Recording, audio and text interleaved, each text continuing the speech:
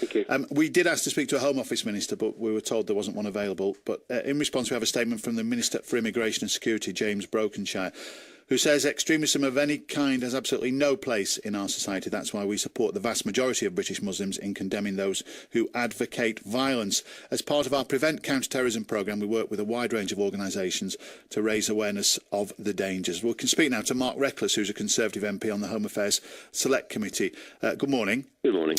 Interesting, isn't it, there that the Muslim Council of Great Britain basically saying the government have no idea how to engage these young people and prevent them from being radicalised?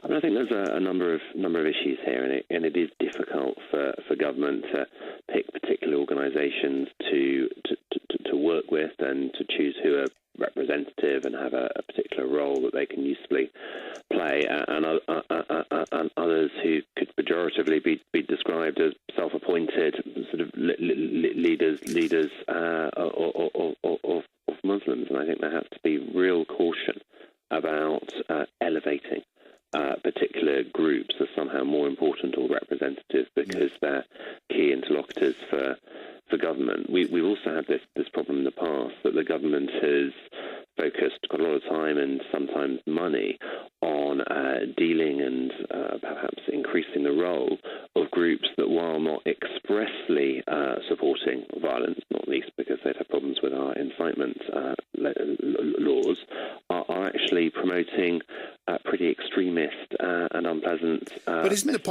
point to rather than to cut these people off and turn them into a fringe element that these young people can go to? Isn't the point to engage them? I'm mindful of, for example, when the Labour Party refused to take on the British National Party in open debate, and that allowed the BNP to foster their views, didn't it? And some people have said that was a misguided case. Isn't it the case here that the government need to engage any kind of body, whatever they're espousing, to try and convince them otherwise?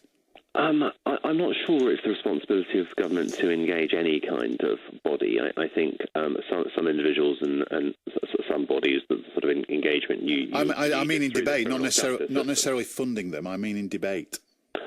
Well, I'm not sure if it is, because when you're having a debate, at least through the media, the organisation or individual who is selected for that debate, their own role, position and influence is potentially increased by them being the voice chosen to speak in that debate, either engaging with government or being selected as by a particular programme to make that case. And there is a real danger about picking people or organisations that may not be representative and elevating them and somehow suggesting they're representative or the voice of Muslims. But one hope Muslims are individuals like others in society, and there's a great range of different views. One would hope you could defeat these people by within a rational debate, though. That would be the issue, wouldn't it? Yeah, I agree. We should have rational debate. There's no doubt about that. But I think what Prevent has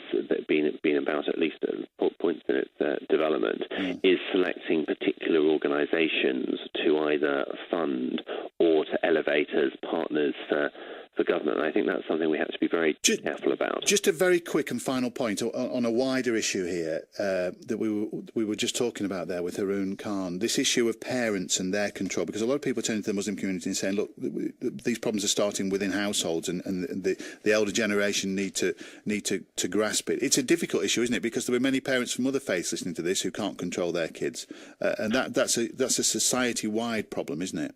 Yeah, I think it is, but there's been a particular problem with people who are at least self-identifying as Muslims or as militants within that, or somehow other problems perhaps in their life or lack of success in what they're doing. So they see the opportunity for advancement, or what they see as glamour, or somehow a greater importance to their life, or perhaps respect for others, as they may see it in a walkway of joining these type of organisations.